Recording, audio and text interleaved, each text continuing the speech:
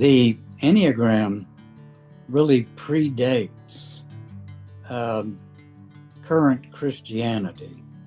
Um, it has its roots really in the early Mesopotamian religions, such as Zoroastrianism, and comes from uh, the deeper aspects of the pre-Abrahamic religions.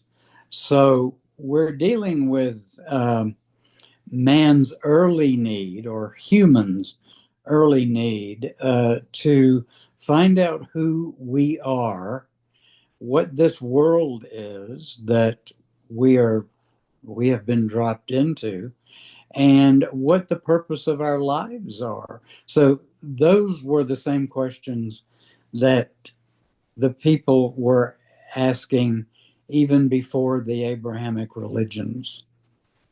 The beauty of the Enneagram is that it really is not from one religion.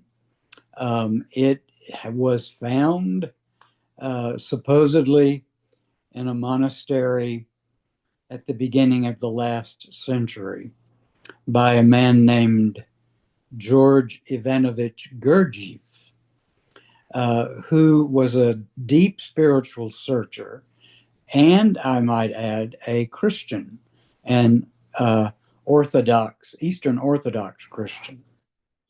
So he was looking for ways to expand his faith, deepen his faith, and he knew that much more existed than the prescribed faith that his mother and father taught him. So he just went on his own exploration and ended up in various lands to start to study with uh, different spiritual teachers. One of those lands happened to be what we think is Afghanistan, the upper regions of it, where he spent some years at a monastery that's referred to as the Sorman Brotherhood, which is a Sufi monastery, uh, but which has the foundations of the early Zoroastrianism and even Pythagorean uh, mathematics. This is when he was uh, exposed to the Enneagram, and he was pledged not to write about it because it's supposed to be spoken of in an oral tradition so that it can be kept with the masters and the spiritual leaders. And so it would not be contaminated by other people who may want to misuse it. So he never did write about the Enneagram per se. He had students who he taught the truths of the Enneagram to, one of whom was didn't take the pledge, so he wrote everything down and wrote a book that's very explicit about the Enneagram called In Search of the Miraculous, and his name is Peter Ouspensky. Um, Nevertheless, the Enneagram, the truths of it are universal. And part of the core of the Enneagram is the higher self and the virtues into which we were born.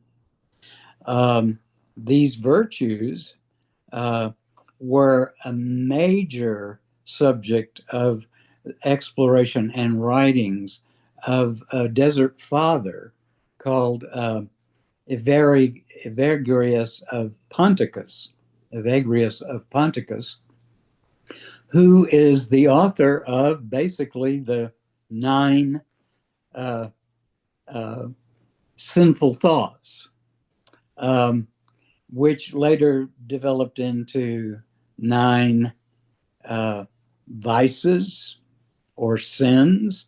And in a couple of hundred years later, Pope Gregory got a hold of these and amalgamated them into the 7 deadly sins. But for each deadly sin, there's also a very prominent and bright virtue, which is the counterpoint to that sin.